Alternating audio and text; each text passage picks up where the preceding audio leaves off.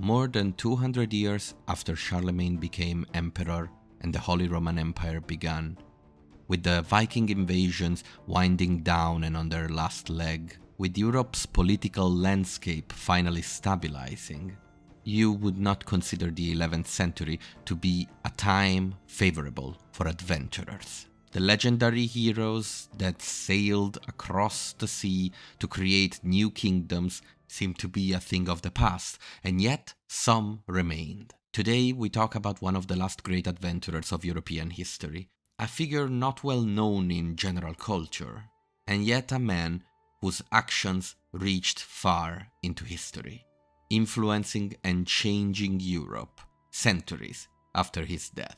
Let's talk about Robert Hauteville, or d'Altavilla in Italian, known to the world with his two nicknames, Robert Terror Mundi, Terror of the World, and Robert Guiscard, Robert the Shrewd.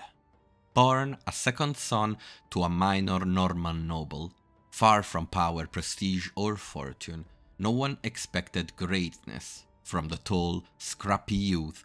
Robert de Hauteville was one of the many sons sired by Tancred of Hauteville, a petty lord with little to his name besides ambition and a sword. The family hailed from Normandy, a land of ex-Vikings who had traded raiding for ruling, but whose younger sons were often left with nothing but dreams and exile. Robert had no inheritance to speak of, and this fact alone explains his future actions better than any prophecy. Around 1046, still a young man, Robert crossed the Alps with a handful of men and walked south. He entered a land in chaos. Southern Italy was a shattered mosaic of Lombard princes, Byzantine governors, Muslim raiders, and rebellious peasants. It was the perfect environment for a band of Norman mercenaries to make a name for themselves, even something more, if they played their cards right. In his early years, Robert had wandered around, sometimes with no more than a mule and a sword, attaching himself to different warbands of Normans who had arrived before him, including his elder brother Drogo, who briefly ruled Apulia, the heel of Italy. Robert finally earned his first real foothold by seizing the rocky hill fortress of Scribla in the rocky region of Calabria. It was small, poor, and strategically limited, but it was his. He fought constantly, shifting alliances, extorting tributes from many, and slowly, one by one, conquering castles. He was as ruthless as he was charismatic. According to Anna Komnen, daughter of the Byzantine emperor and one of his fiercest critics, Robert was a clever rascal, very brave, and in every respect most experienced in warfare.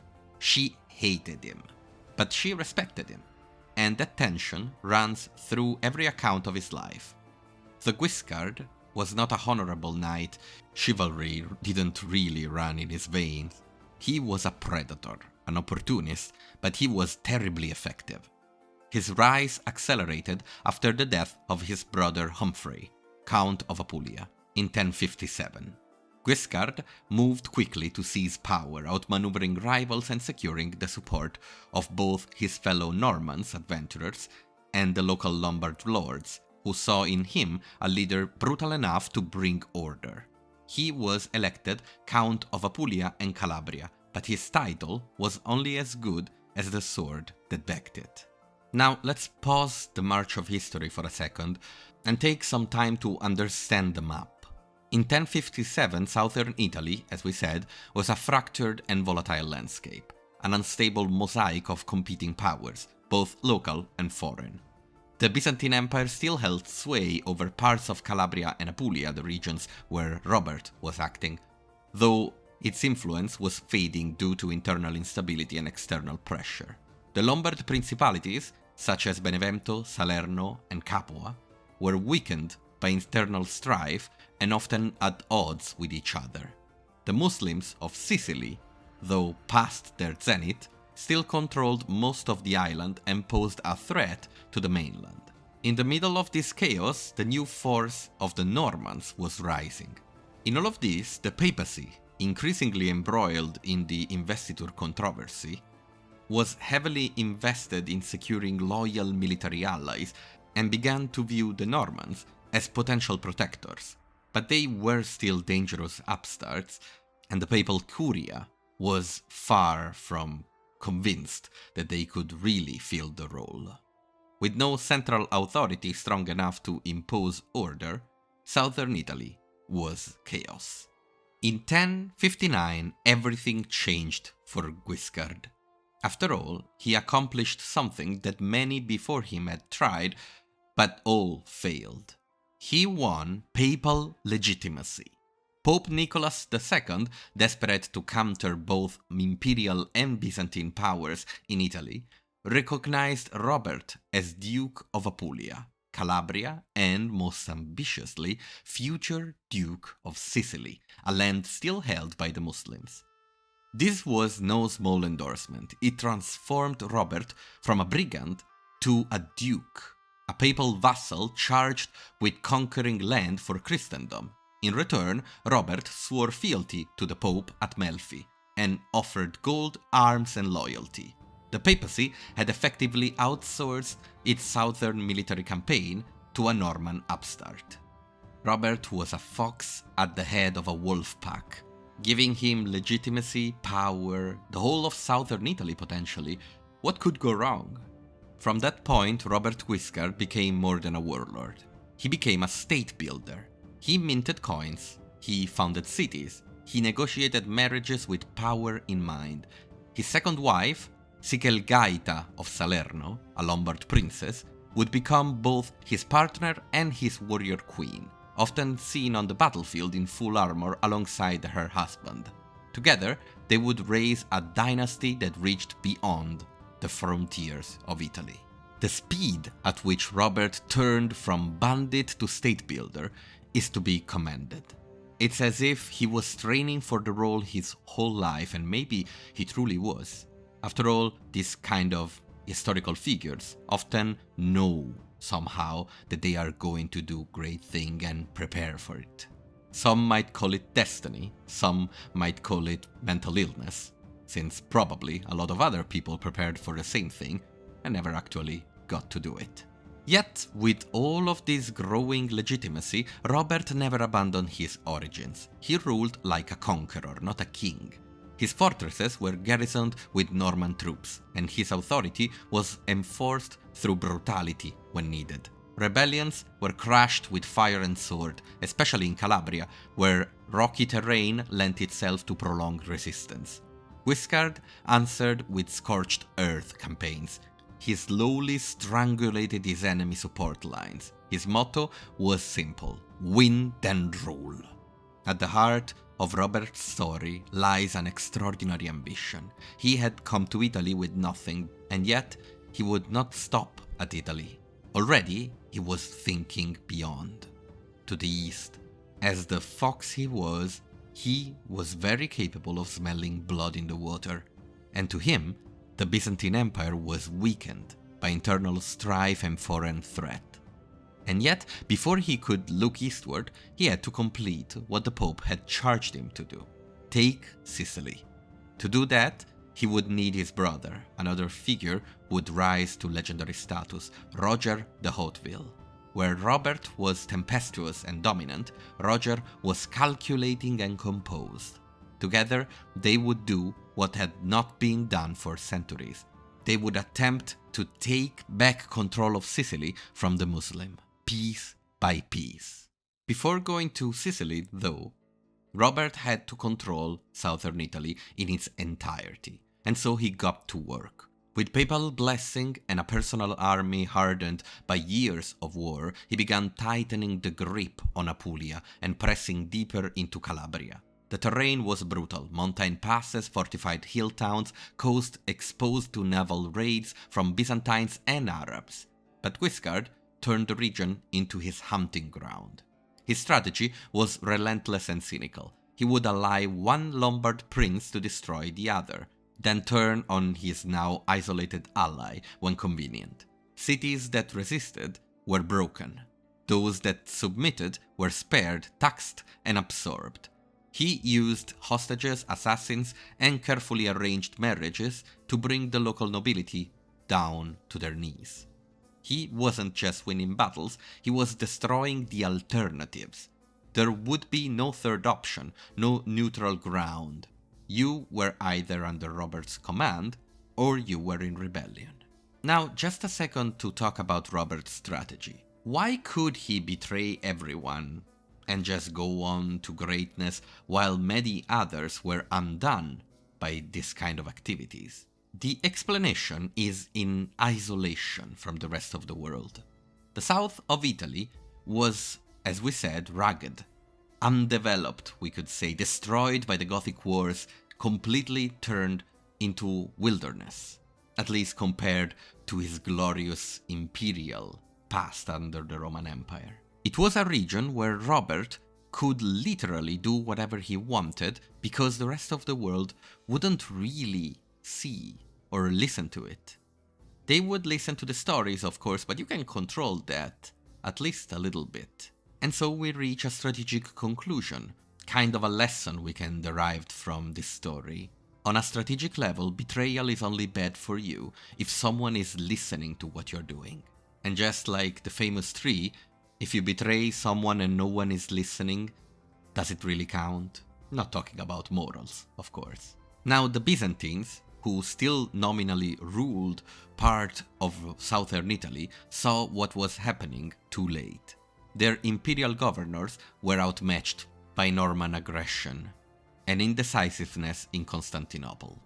Each delay from the emperor gave Robert another city. In 1060, the Byzantine stronghold of Reggio Calabria fell. The Normans had reached the toe of the Italian boot, and Sicily was now within reach. Sicily, too, even if it was in Muslim hands, was ruled not by a single sultan or emir, but a patchwork of warlords and independent cities, weakened by infighting and political fragmentation. In a certain sense, it was a mirror to what Robert had just conquered, meaning Robert was perfectly equipped to work within it. For nearly 2 centuries, it had been an Islamic realm, and a rich one at that. Palermo was one of the great cities of the Mediterranean. The Pope had granted it to Robert as a promise, but the conquest would require every ounce of the Normans' audacity. It all began with a small beachhead in 1061.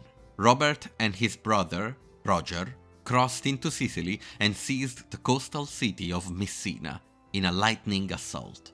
The campaign would stretch for decades, but the initial victory was symbolically overwhelming. A Norman Christian army had struck into the heart of Muslim Sicily and won. From there, the conquest was gradual and brutal. Towns fell through siege or surrender, resistance was fierce, especially in the interior, yet Robert's formula proved devastating. He was equipped with 2 very good weapons, a fast and devastating cavalry, and a knowledge of sieging equipment. Robert and Roger split the campaign between them, with Robert controlling the northern front using Apulia and Calabria as staging grounds, while Roger led deeper pushes into the island. Incredibly, while normally brothers would fight with each other for dominance, they acted like one person, a symbiotic relationship leading to an almost surgical invasion. You have to understand, after all, that medieval campaigns were far simpler than the Roman ones and the following modern ones. If you look at it from a map, you would see only one arrow moving through the territory, while modern campaigns or ancient ones during the Roman Empire have lots of them, lots of movement, lots of complexity. So when Robert and Roger are able to move trusting each other in a coordinated way, you have 2 arrows moving in a map of fractured enemies. This is, of course, absolutely lethal to the Muslims. One city resisted above all others, Palermo. Rich, defiant, and heavily fortified, it was the jewel of Islamic Sicily. Robert laid siege in 1071, bringing with him siege towers, naval blockades, and ruthless efficiency. After months of resistance, the city fell. Contemporary accounts describe the sound of battle echoing across the sea and the black smoke rising from the markets. Yet, unlike some of his contemporaries, Robert did not massacre the population. He taxed them. He governed them. He offered continued rights to Muslim citizens in exchange for obedience and revenue. Here, the Norman pragmatism shined through. Domination, not destruction. Robert didn't want to burn Muslim Sicily, he wanted to have it. That same year, Robert formally installed his brother, Roger, as Count of Sicily. It was a division of power, but not of vision. Roger would continue the conquest of the island, which was not fully subdued until 1091, but by then Robert's eyes were turned elsewhere. He had nearly completed his tasks to the south. Apulia and Calabria were his. Sicily was in firm Norman hands. No one could deny him anymore.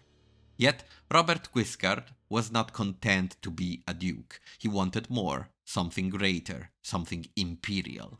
From a man who had started life as the landless son of a minor Norman lord, mere stability was never the goal. So, in 1070, Robert was ready to begin hostilities with the Byzantine Empire, but it was still vast and intimidating. He needed something more than just the internal schisms that usually weakened the Byzantines. In 1071, he got exactly what he wanted. The same year Robert took Palermo, the Byzantines suffered a catastrophic defeat at the Battle of Manzikert. Their emperor, Romanos IV, was captured by the Seljuk Turks, and the empire splintered into a full-blown civil war.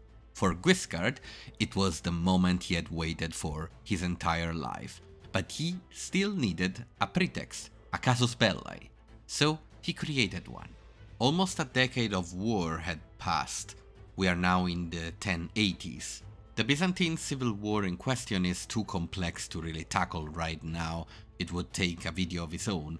But let's just say that Romanos IV was freed by the Turks, was refused and fought against by those who wanted the crown, and amongst them a man was crowned, Michael VII. He was also deposed. But during the civil war, there was another man, maybe Michael himself, who claimed to be Michael VII and was fighting for the throne himself. Guiscard, seizing this opportunity, declared him the rightful ruler and announced that he, Robert, would restore him. It was an excuse, of course, everyone knew it, but there was little they could do. In 1081, Robert finally launched one of the most ambitious military campaigns of the century, an amphibious invasion of the Balkans. After landing, standing in front of him was the city of Dyrrhachium. The strategic relevance of this city is underlined by the fact that it played a major role in the First Roman Civil War, well, one of the first Roman civil wars. Between Pompey and Julius Caesar, there was a battle of Dyrrhachium between them. It was now the Byzantine stronghold on the Adriatic coast, and the focal point of the invasion. Guiscard forces, numbering approximately 15,000 men, including 1,300 Norman knights, laid siege to Dyrrhachium. The city itself was defended by a seasoned general, Palaiologos, who, despite being outnumbered, managed to hold the city through continuous sallies and staunch resistance. Norman operations were further complicated by the appearance of the Venetian fleet, allies to the Byzantines, which disrupted Guiscard's supply lines. The Venetian, after all, had their own ambitions over this region of Adriatic coast. Finally, Emperor Alexios I Komnenos, leading a Byzantine relief force estimated between 20,000 and 25,000 men, approached to lift the siege. On October 18, 1081, the two armies clashed outside of the walls of Dyrrhachium. The battle commenced with the Byzantine right wing routing the Norman left. However, in their fury, the Varangian Guard, pursuing the fleeing Normans, Viking against Viking, ironically, became isolated and were decimated by a counterattack.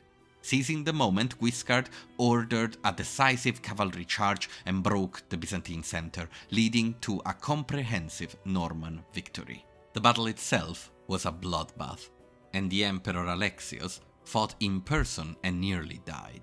With the emperor retreating and the city fallen in Robert's hands, the Byzantines were stunned. Anna Komnene, Alexios' daughter, later wrote in her Alexiad that Robert was a thunderbolt from the west, a man of such force that he seemed to shake the very earth beneath his feet. Robert then passed inland, threatening Thessalonica and the road to Constantinople. He seemed unstoppable, but his momentum was slowed by disease and rebellion at home. Robert was forced to go back to Italy for a while, and while he was away, his son, Bohemond, lost key ground to the Byzantine counterattack. Robert returned to reinforce him, winning fresh victories, but realizing he could not hold the empire without full commitment. He reached his hand toward Constantinople, toward immortality, and yet reality came knocking. The Pope had given him southern Italy and Sicily, and was now about to ask to collect his due. In Rome, Emperor Henry IV of the Holy Roman Empire was pressing south to install an anti-pope to dethrone Gregory VII, the same pope who had once raised Robert up. Gregory, under siege in Castle Sant'Angelo, finally called for his Norman sword. Now this all seems pretty clean and clear.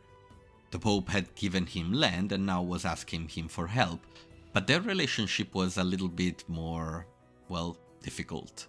Robert Guiscard was excommunicated multiple times by Gregory VII. The first time in 1074, then in 1075, and then in 1078. He was because he was attacking territories that, well, belonged to the church. Territories such as Salerno, the Principate of Benevento.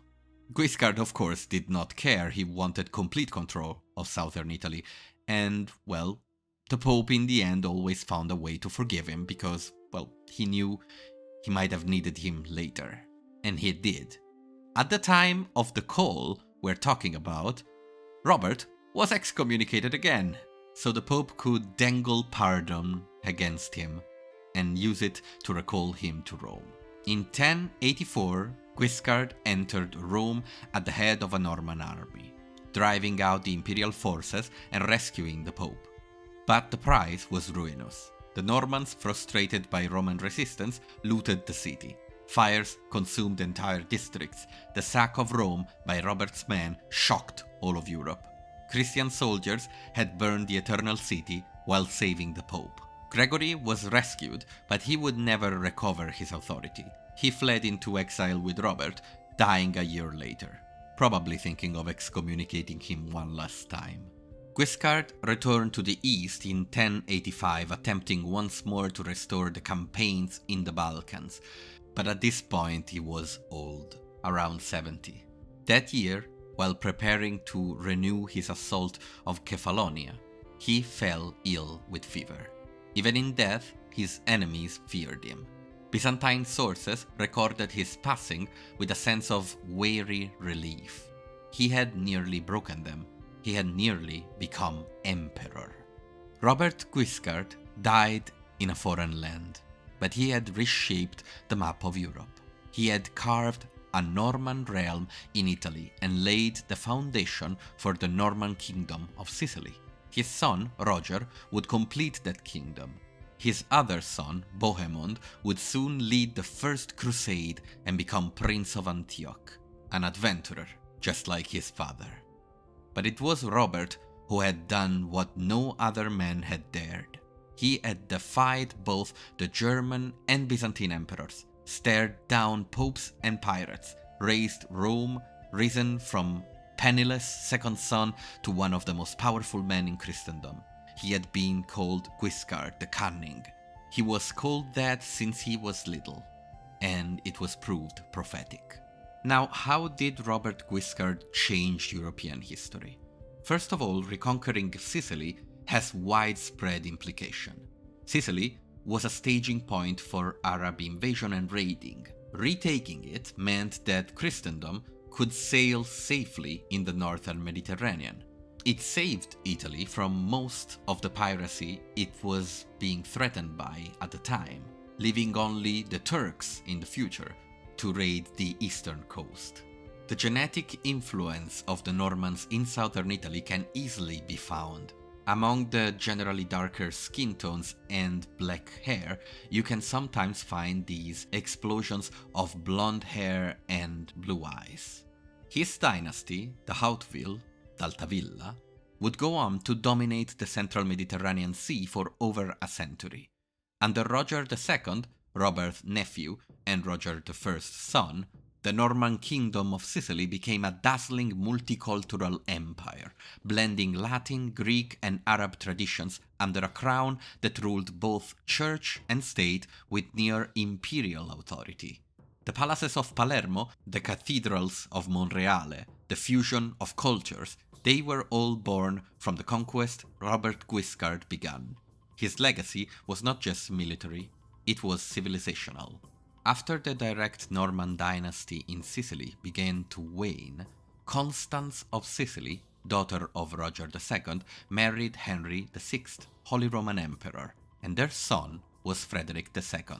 Frederick would inherit the kingdom of Sicily from his mother and become emperor himself.